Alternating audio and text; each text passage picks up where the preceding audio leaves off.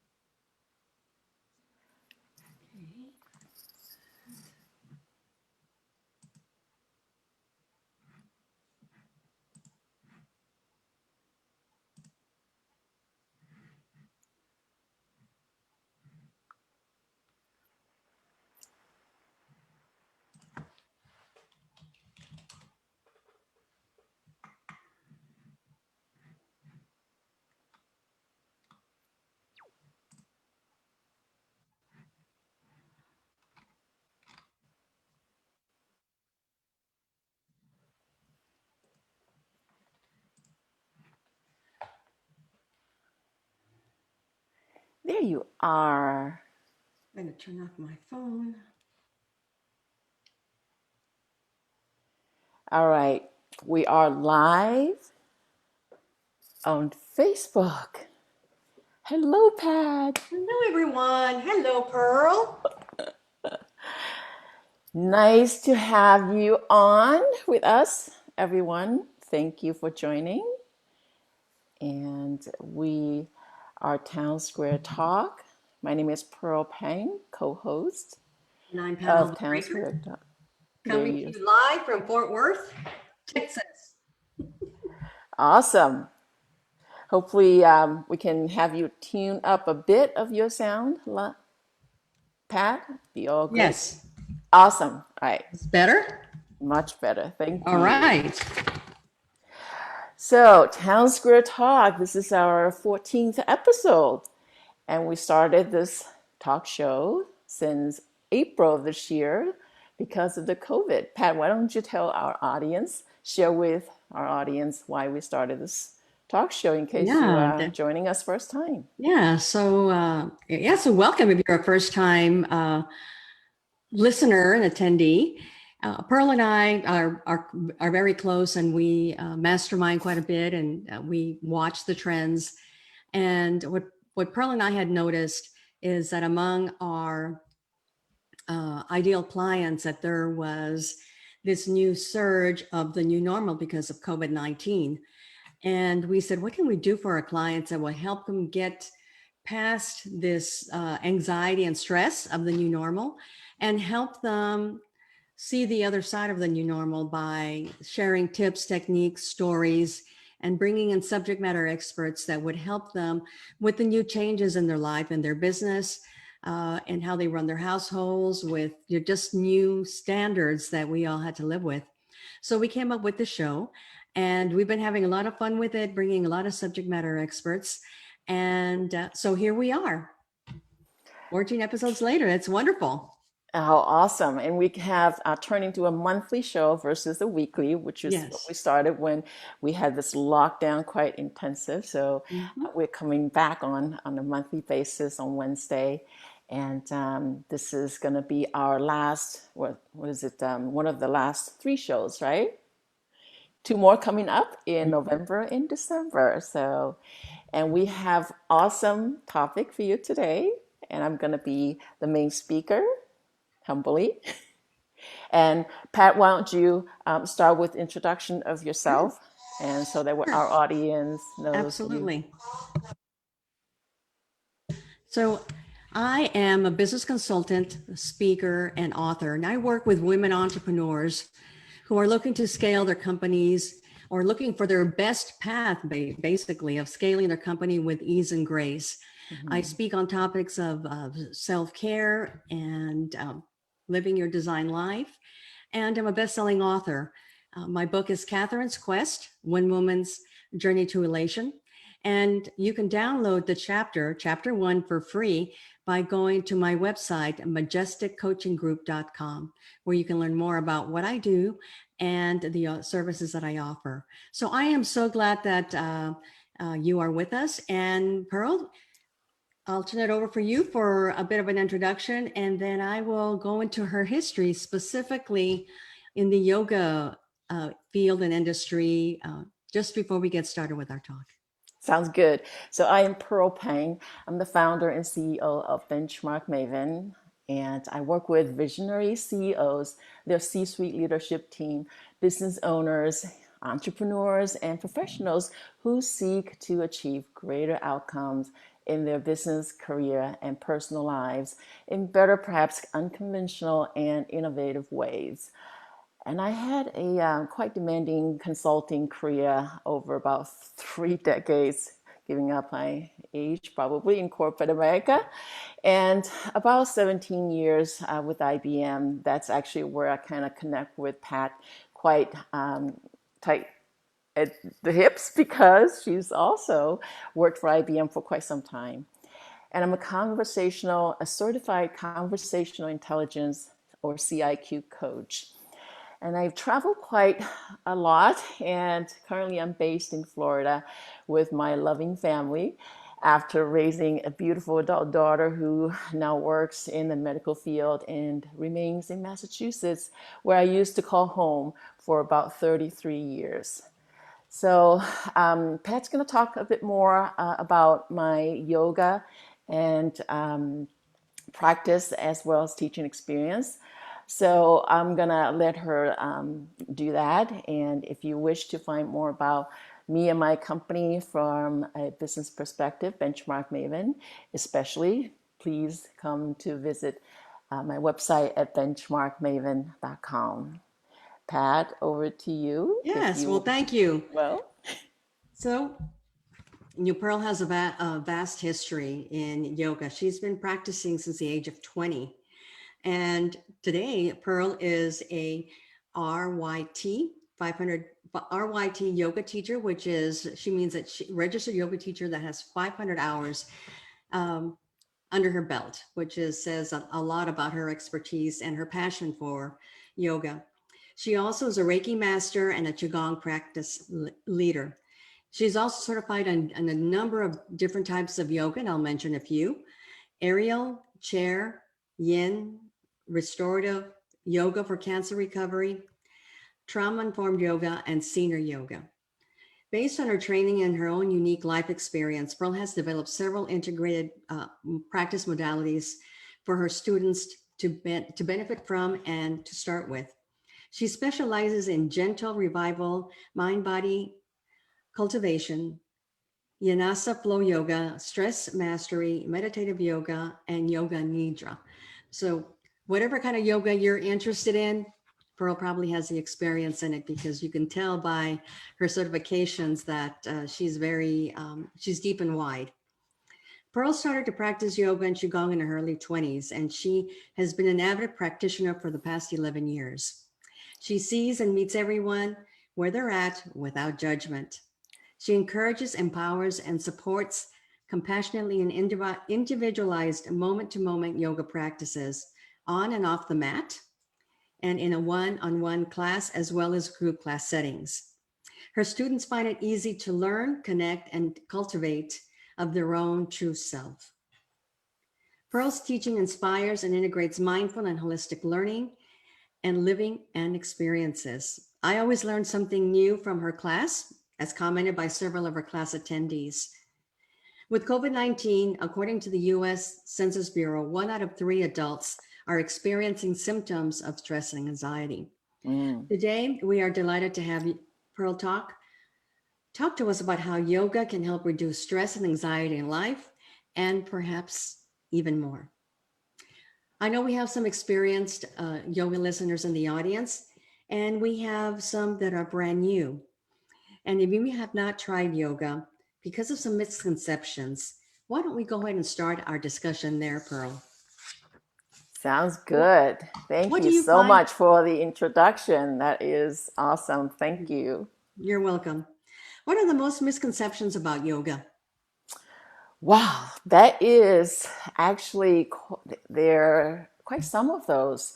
And I personally have found the top 5 The very first one I hear all the time is that yoga is not for me. It's only for certain type of people. For example, I'm not flexible enough. It's only for flexible people. Um, I have and to say that that's where I started. right? As I wear my yoga gear, I'm practiced, but at the beginning, I have to say that I was really had reservations about starting because I saw the flexibility in a lot of the women that were going to the classes, and of course, it says a lot about the fact that they've been dedicated practitioners, Mm-hmm. and I was comparing myself to them. And so the myth that I was telling myself is that I'm not flexible enough to even start. And that Yeah, doesn't make any sense, does it? there you go. Right. Uh, it's quite typical, whatever exercises or fitness program we want to get into, it's easy to feel intimidated by whatever the image or perception that you have. This is why I like to call it, it's a misconception. You don't need to be flexible to do yoga. In fact, if you're not flexible, probably you need it more. Right, exactly. And I'm living proof that once you make a decision to do it, that flexibility really comes in. Oh yeah, it actually helps. Absolutely. And with the whole joints, muscles starting to get moved, Mm, and the more you do it, as they say, right, you don't use it, you lose it. So right. that is really the first thing I hear all the time. I'm not flexible enough. The other one is it's only for young girly people. Like, it's for girls and it's for young people. It's not for me. I'm not sure if you heard that, but quite a Yes, I few have. students of mine actually came to yoga at senior enough age, and I myself, just turned 60 recently, even though I started yoga early on, but I actually had kind of become so stiff with the job, with the demanding traveling and so on. So yoga was my saving grace. What about yourself? You heard of Yeah, well, similar I started misconception? yoga later in life. And so, yes, obviously, on the groups that I would go and see, there were the majority of them were young gals. But Mm-hmm. now that I've decided to go ahead and jump in, what I've done is I found the groups that have a lot of women that are my age. There So you I go. did my homework and I found my place where I could feel comfortable with women my age that we're all in it together. And so it's turned out to be beneficial for me, for my health and my level of relaxation. I can't live without it, really. And guess what? The other one I hear is it's too slow for me. Uh, I need to really work out and bust it out, having all that sweating and weight loss effect, what have you. I hear you. Seriously, I hear you. I used to think that myself when I was younger. Even though I started young, I didn't really continue on actively with yoga because of that myself. So that's the other one. Also, I hear it's too easy, right? For some people, if they find it too easy. So you fill in the blank. It's just not for me. It's for certain, people. And these are the things you might want to just ask yourself again, whether, it's really true or not. Oh, the other one is it's too expensive. It's only for folks that can afford it. And as we know, you don't really need even a yoga mat to practice yoga. mhm. The ancient yogis started the whole thing in nature. So Exactly. it's how we commercialize it here, right? In the It is. United It is States. true. So, And there's so you, much online, Pearl. I mean, even you teach online. So, right. there's really no excuse. And one interesting misconception, Pearl, is that you had to be of a certain religion. That's right. That's right. That would be the other misconception on that is you gotta, or it conflicts with my religion. Mm. Put it this way, Mhm, right? So my religion just don't allow me to do something because it's some sort of, uh, Hindu deities that can exist in yoga studio, And clearly that, can be a bit strange, I guess, right? It's just not something you are familiar with, and you feel that you have to be in that religion to participate. And clearly that is not the case. Mhm. Just as any other fitness, programs can get started from any other countries, it does not need to be religious. It can be. It's in my religion now. Yoga is my. What is religion, right? So if you really think of it as something that you do, right, on the with the belief that it's good for you, it's going to be beneficial, you want to be part of it, then you can see that's a religion. But is it really going to conflict with what you believe in? That's for you to answer, Exactly. right? Yeah. So firstly, it's definitely not a religion. You can treat it as one if you want to. So that's a really another good misconception about yoga. And it's, I love that we're talking about that because it's easy to think about the relationship about in with yoga and other religions, and it's nice to know that's absolutely there's really no connection with yoga as being like you see your religion. And I know when I first started, I thought, what could I get hurt doing Yeah, yoga? that's another Yeah. misconception. One of the top fives I consider as because you see people, twisted on that, you feel like, oh my gosh, right? Not only that, some people might have gotten hurt trying out yoga. Unfortunately, perhaps their physical state wasn't quite there, or somehow it wasn't guided right. All depends on how you approach yoga. Yoga can be many things, and we're going to address that a little later. So really, yoga doesn't hurt people. People hurt people, right? It's like a car doesn't hurt anybody, but if you drive, right, irresponsibly, you get Mhm. hurt. Very, Mhm. very similarly. So yoga is the tool. It's a way of life. It's a way of being, Mhm. honestly. So it really doesn't hurt anyone as long as you practice correctly, just like how you would need to take driving lesson, right? So you can drive the car. And that's, of course, with the material thing, but it's just like any other fitness programs, kickboxing, rock climbing, what have you. You can always get hurt if you're not careful, right? Yes, exactly. So yeah, And it's totally something people can feel afraid, but once you have Mhm. that fear, Mhm. then you gotta have to ask yourself, is that real? Is Yeah, it is exactly. it is it false evidence appearing real? That's what fear is, right? Sometimes. So Mhm. And just like you said, when you're driving, you drive all different types of uh, models of cars, and you can either drive a sports car, a luxury yeah. car, a compact car.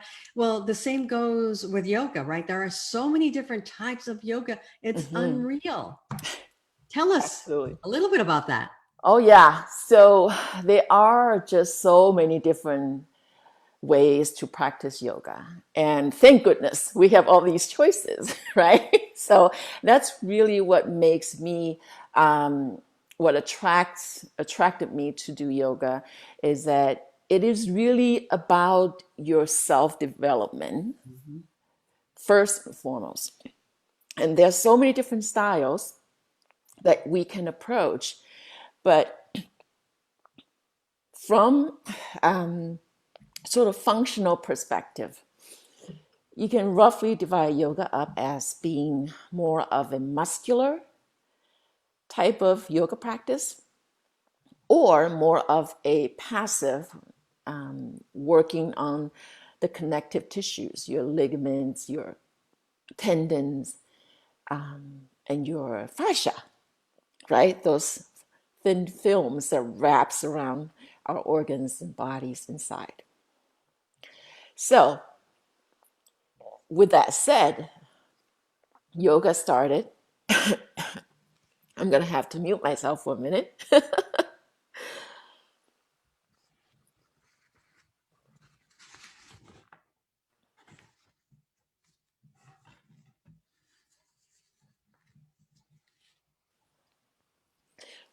there is this thing that all of a sudden it tickles your throat. So, pardon me for that. And as I was starting to talk about, there's so many different ways to practice yoga. The muscular way, we like to call it yang style and in style, kind of like in yin and yang, as you notice, right? And we need both.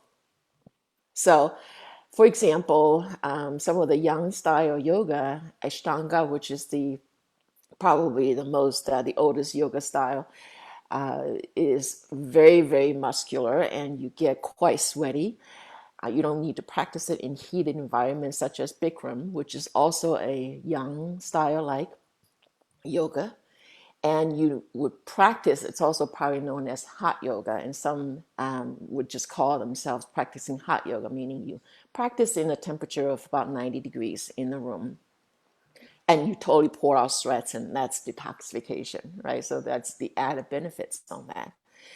And then there's many others, such as Baptiste yoga is also quite active and vigorous.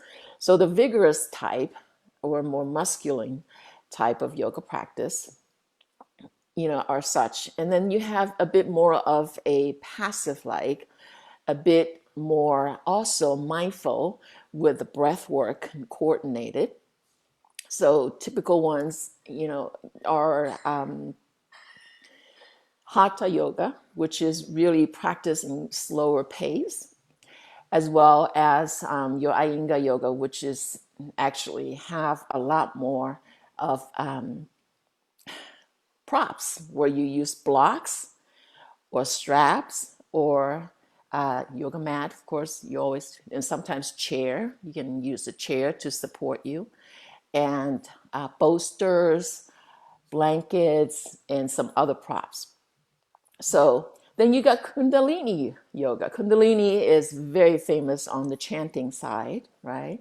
So with the chanting, it adds the audio as well as the meaning. It enhances your mindfulness, your whole practice. So those are sort of more well-known type of styles, and many others. I personally was trained in Kripalu yoga. Kripalu is very similar to Hatha yoga, very, very slow, wouldn't say a very slow pace. That would be more of the in yoga side, where you would stretch and work more on the fascia, the connective tissue side. Kripalu yoga, Kripalu by itself means compassion. So again, it's very similar to Hatha, but it was devised more to address the Western body types. So that is a bit more of a localized yoga for the United States. I personally believe and agree as well. So Kripalu Center is in Stockbridge, Massachusetts, and that's where I was trained in. And that was my 200 yoga hours. And then later I was trained in Heartwood Yoga Institute, which is in Bradenton, Florida. And that is a bit more on the Iyengar yoga side. Of course, a lot of other certifications you mentioned earlier on, including the senior. The area yoga is also more of a young exercise as well, because you basically, if you think Cirque du Soleil, right, you basically practice yoga in the air, and that could, create quite some dynamics, because you have to balance yourself, right? You have to do all that. On the other hand, you can also practice that in a in fashion, where you are slow in movement and staying longer in each asana. And asana is a pose, and I'm going to get to that later. So again, there's so many different yoga styles. Wow. By chanting, you can do chanting, and you can also do mudras, right? You can do various mudras, and you can actually help with your fingers, like finger yoga, if you will, if you look at mudras as finger yoga. So there's so many different types and styles of yoga that one can explore. It's a really, and the fact that there's so many types, I feel that everyone who's willing to try it will find a style that just resonates with them, because there's so many. It's Right, just depending on style. right. And I know a lot of people look at yoga as it's totally just for fitness, but Hmm. it's really more than that, isn't it? Well, yeah, it appears to be, because how can you not think that way, right? Hmm. Because you have all these different poses or postures to get into. So clearly, the yoga being considered as physical fitness is a very common sort of understanding. Yet, in yoga practice, it really includes what we call the 8 limbs of yoga. Hmm. So it's 8 aspects or 8 areas of yoga practice. And the fitness aspect is really just the third area. So to begin practicing yoga, the first thing, is what we call a yama. So yama means universal morals or foundation for living honorably and clearly. And there are 5 yamas.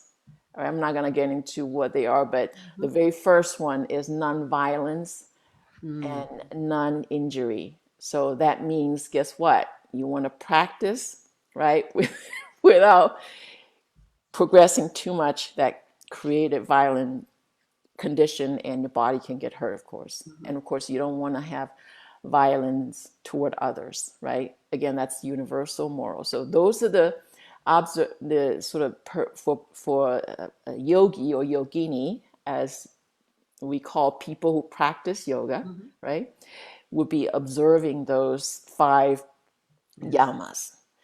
And if you would think of yoga practice as being a tree being a person, so the yama is almost like the roots of a tree, and it's described in BKS Iyengar's book. The book is called Tree of Yoga. So yamas are like roots of a tree. So that's the very beginning. You're gonna need to plant the seeds, and you got the roots gotta grow first, right? Right. So that's the first practice of yoga. So when you behave and act honorably, you're actually practicing yoga, There right? you go. There you go. So then the second one is your what we call niyama, which is like the trunk of that tree, right? So niyamas are personal observance to establish a base of purity in one's body and mind. So once again, it's that practice. So if you do good all the time, you're practicing yoga. There are 5 of them as well. All right. So those 2 are the foundations.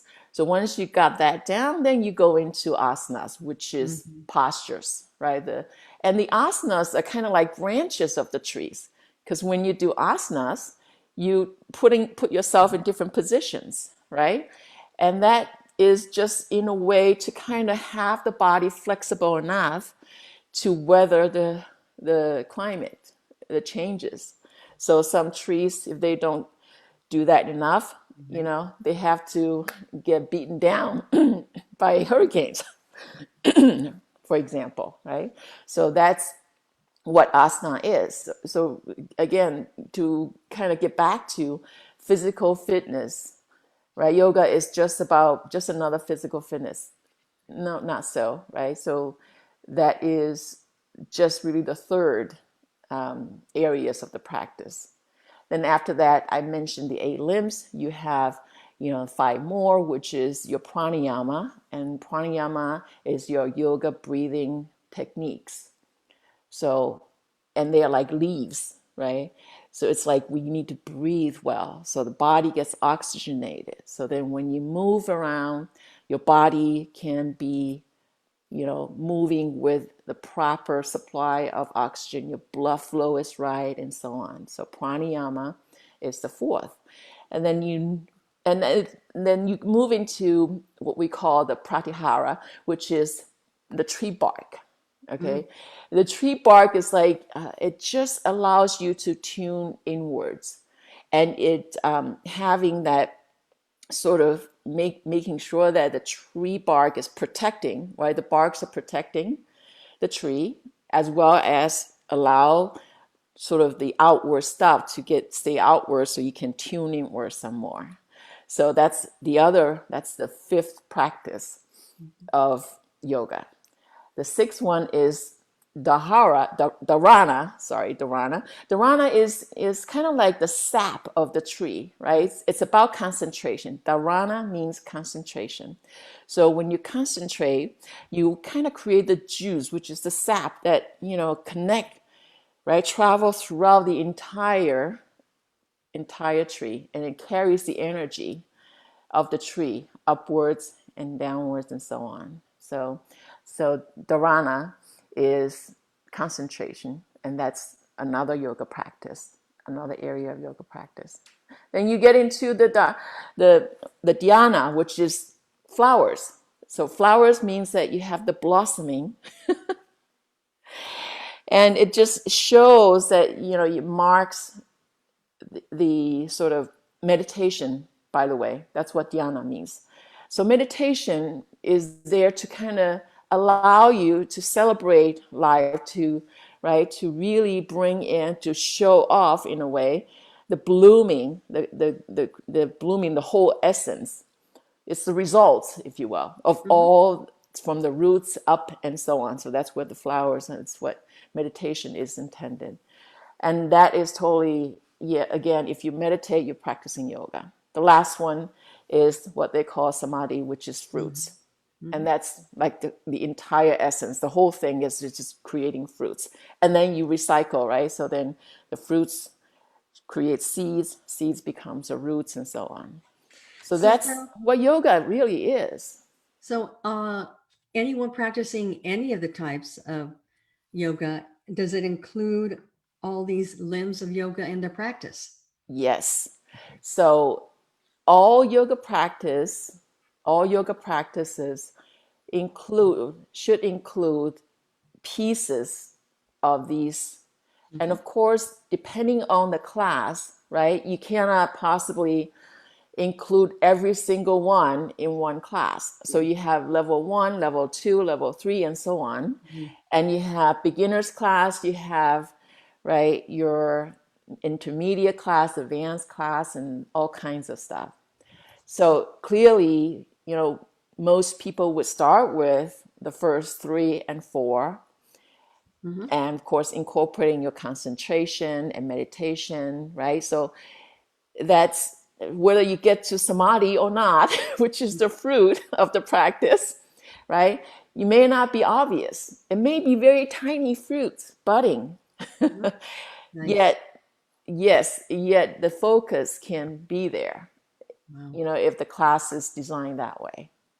So we've learned a lot. We've learned about the misconceptions and all the 9 limbs of yoga that comes from beginner to advanced. So let's talk about the benefits of yoga. And I know there's so many, but what are the top 5 benefits that you have seen? So the top 5 benefits, oh my goodness, well, clearly is that you can have a better body image. I think that's what most of us want to work toward. May not be just the image, but just being just better body, right? Let's just say that, right? We just want that better body. Image is probably more for other people, right? Or for us too, we like us to look good and so on. And more the image, because most of the time, who gets to see our image? It's other people. We can only see our own image in the mirror, right? So that would be the top 5 benefits, but yet we want to have that good projection of the image. So I see that as, really the top, the one of the top 5 benefits is having that. And the way that I personally interpret that is, incorporating the religion of yoga is that you want your body to support everything you want to do in life. And Yes, yoga is one way of doing that. absolutely. Yes. So the second benefit I would say is you get to become a more of a mindful eater. How does that happen? Well, when you tune inward so much more, yes, when you breathe and you just become more and more aware of what's going on in your body, and you will become more and more in, oh, you know what, I just ate this huge pasta and it's hard for me to do certain asana, certain poses. Guess what? After a few times, you probably would say, I'm not doing that, right? Yeah, Or I do it in exactly. a different time, what have you. So you become more of a mindful eater, which feeds into, better body image. Absolutely. And I know a lot of people don't go into yoga to actually lose weight, but it Mm. does help you, raise, your metabolism, you start eating better. And so the end result is that many people lose weight because of it. Yes, and that is the third benefit is really it helps to boost weight loss and weight maintenance. Mm-hmm. And the way yoga kind of, just kind of become easier for a yogi or yogini, people who practice yoga, is that once you do that, it just becomes so much easier once you have yoga in your life. It becomes so much easier, and you can totally incorporate whatever yoga style, like such as I didn't get to mention, which is quite popular, the vinyasa yoga or power yoga, right? Those are quite popular, and sometimes you might hear people call body sculpt. So that's very, very sort of geared towards certain parts of the body. So that can totally be added into your weight loss and maintenance regimen. And the fourth benefit is it enhances your fitness, right? You breathe, and with the whole mindful breathing, as I mentioned, and adding your mindfulness. The last one clearly is on the body side once again, but a bit more. As I mentioned, you can do the muscular workout and the joints, all these are good, but guess what? The heart, right, gets the most benefit. Yes. Your cardiovascular benefits. It's been done quite some research on yoga to have positive effect on your cardiovascular risk factors, and actually has helped lower blood pressure in some people who have, especially those who have hypertension. Right.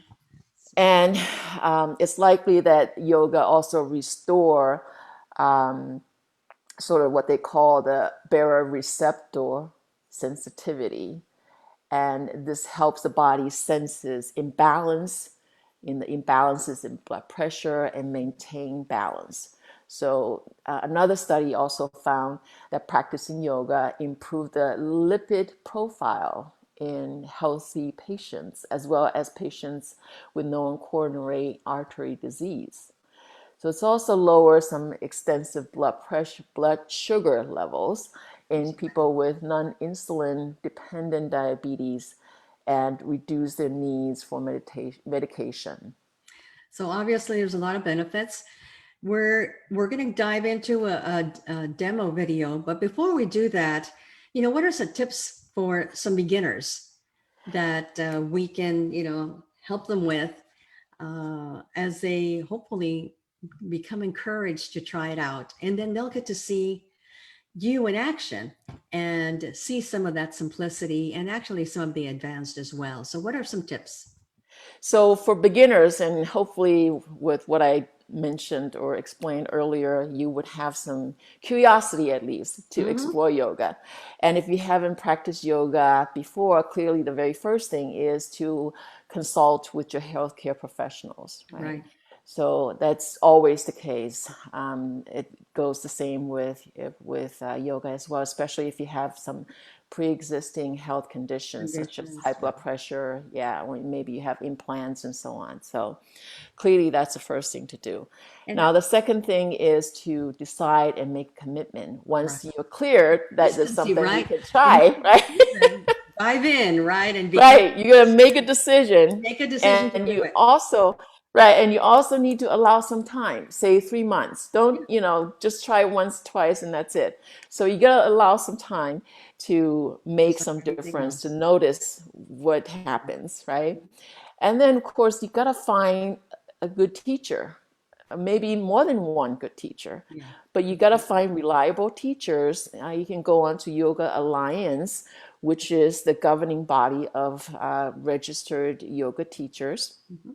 to search for your local yoga teachers Yeah. and try out different styles Yeah. as well, right?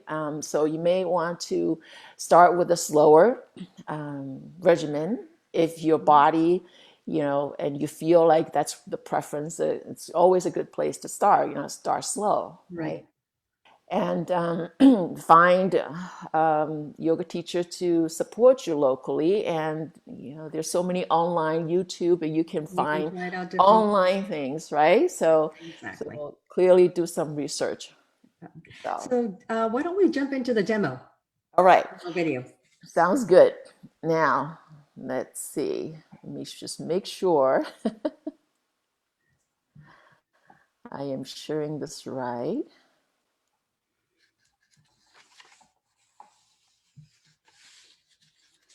So I hope you have some comfortable clothing that you can practice along, or you can just watch the video. So it's up to you, clearly. Oops, gotta make sure I have the right. So let's start from standing position.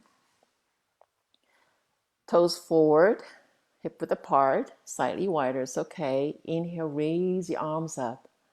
Big inhalation in, lengthen the body. Exhale, slowly lower your arms right in front of you. Exhale fully and lift your perineum up. I'm going to turn to the side so you can see better. Inhale, raise your arms up. Big inhale. Your pace at your own speed. Exhale, lower the arms down. So repeat about 3 to 5 more of the inhalation and exhalation. Take your time. And as you probably can imagine, how this would help with your respiratory, especially during this COVID-19 time. It helps strengthen, bringing in the oxygen, oxygenate the body. So it's like your deep inhalation and exhalation. And one last time, take your time to wrap up.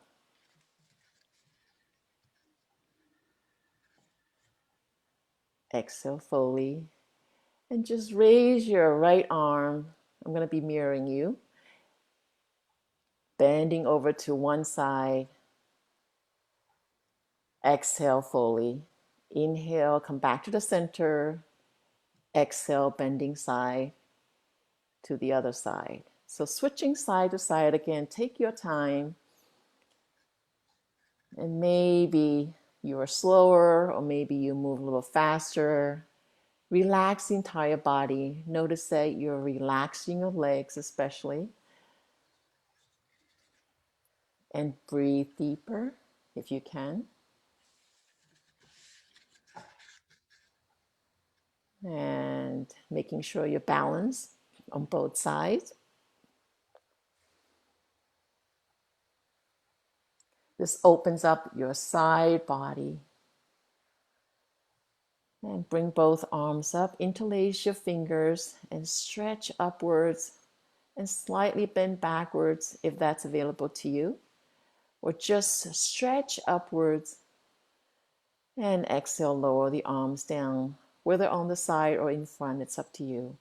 One more time, inhale, raise the arms up, interlace your fingers pressing upwards, and draw your shoulder blades slightly back and down, especially when you notice that your shoulders kind of tensing upwards toward the ears. Keep the body lengthened. I'm turning to the side so you can see better. And keep breathing, deep breath. Exhale, bring the arms down by the side. And one more time, inhale, raise the arms up, interlace your fingers and press the palms upwards. Draw the shoulder blades back and down. Exhale, arms down by the side. Now, this is a great way to make sure that you have the lungs open. Next up, raise the arms up and turn to one side with the hand kind of crossing, holding onto your pelvis. And you can turn the palm, especially the hand behind you, facing the palm down, or perhaps slightly bend backwards if that's available to you. And keep breathing. Inhale, turn back to the center, raise the arms up and twist to the other side. Relax your legs. And keep breathing, lengthening the body. Relax. Notice that you may tense upwards. Tighten your knees or your ankles, anywhere. Just relax. And steady your pelvis by gently press and twist the pelvis. One more time. One beat. Inhale, raise back. Raise the arms up, back to the center, twist back to the center and lower the arms down. And bring your feet close to each other. We're going to gently work toes, lift the toes. Hopefully you can see my toes lifting upwards, just the toes. And then lift the heels, maybe bend the knees if that's available. I'm turning to the side. So now just lifting the heels all the way up and down, kind of rocking up and down. Notice that you kind of just exercise and maybe coming onto the heels, lifting the entire feet. So loosening up your ankles, your feet, some more with that, building from the ground up. Started with the toes. And we're going to work your knees, circling the knees in one direction with small circle first and gently expand slightly if that's available to you in one direction, and then switch direction about 5 to 6 times each side. So take your time.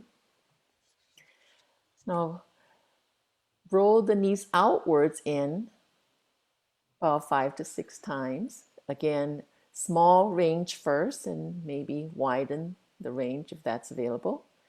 And then rolling knees inwards out about 5, 6 times.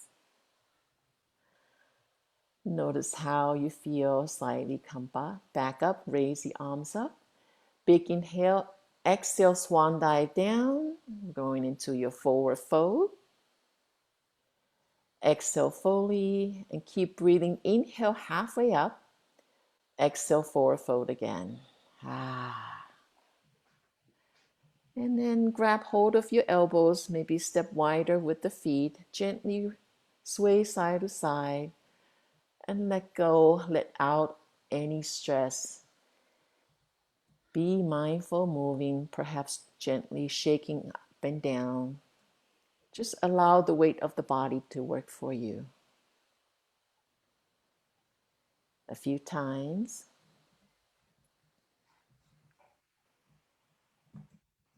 Keep going. Keep shaking the body like you're a rag doll. And release your hands. Inhale halfway up. And exhale, forward fold again. Let go of everything. I'm going to turn to the side so you can see better. And start to slowly come up as slow as you can. Feeling every single vertebra. With the head comes up last. And inhale, raise your arms up. Exhale, back bend.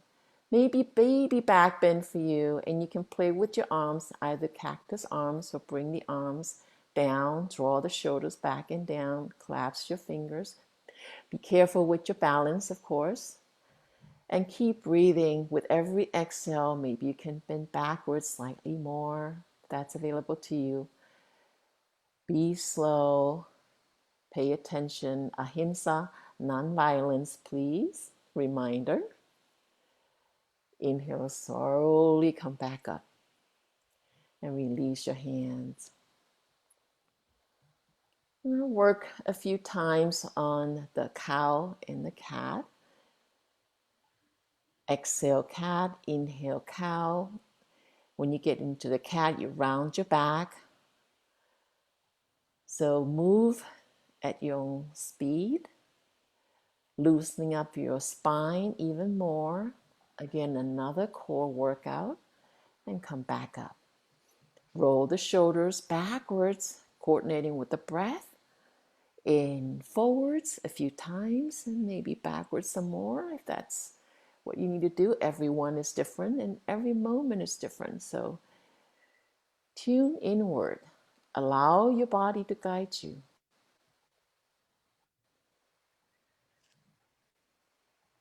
Inhale, raise the arms up, come back to the center, and we are done. Imagine that. It's 10 minutes. Wow, that's wonderful. Is this particular video available to our listeners and those who are attending? Absolutely. It can be available to anyone who wish to practice along. I would love. And what I would also suggest that this is a great stress busting sort of 10-minute, especially afternoon break or mid-morning, just 10 Perfect. minutes, very fast, and you work the core. And So it's very simple. I love how you walk just, whatever is available. You just go to whatever your stretch capability is. I know that yes. we do have some advanced listeners. So what are some ways to advance yoga, your Yeah, yoga so practice? yeah, that's a great question. Thanks for asking, Pat. Advancing your yoga practice, especially for folks that been practicing yoga for quite some time. Just reminder, like I mentioned earlier, there's so many different styles, right? So the first tip I would say is always practice, practice, practice, make it fun. Mhm. So if you make it fun, it's always going to be so much easier, Yes. right? You Yep. want to keep going whether you practice alone or you practice with the group. So again, the practice is going to be there, right? So that's the first thing, is always practice. If you find yourself in a plateau, figure out, get something new, try a new teacher, right? Exactly. Keep going. Yeah, Definitely. And those that are very serious, of course, they can actually step into becoming a yoga teacher, right? That's another way to advance their practice, which is what you did, absolutely. right? With your passion for it, you ended up becoming an instructor. Right. And another tip, and I want to really kind of mention, is bring yoga off the mat. Bring it into your life. You don't have to practice yoga limited to getting on the mat. As I mentioned, there are 8 aspects or 8 limbs of yoga, Mhm. right? You can practice yoga anywhere. And Yogi Bhajan really says the attitude of gratitude is the highest form of yoga, highest yoga. Absolutely. Absolutely. So, And you have such a passion for yoga. And I know that you have a free gift for our listeners. So I'd like to kind of step into that and have you talk about what that would be for those who are either listening to the replay or are actually on with us in Zoom or Facebook. yes. So, my free gift to our audience, and if you're listening, for the listeners, is really the 30-minute strategy session Mhm. to really give you any more Q&As you wish, whether you're a beginner or you've been practicing yoga for quite some time, you're looking for any particular tips. Mhm. That's just for you. Okay. Awesome. Again, yoga practice is for yourself to discover. it's your self journey. Mm-hmm. So that is my gift to anyone who wish How do they to get a hold of you? get that. So yeah, getting a hold of me Yeah. is really going through. There's quite a few ways you can go for uh, my website. As I mentioned, Mm-hmm. benchmarkmaven.com, or you can also go to, hang on one second here. You can also go to the URL to schedule the time with me.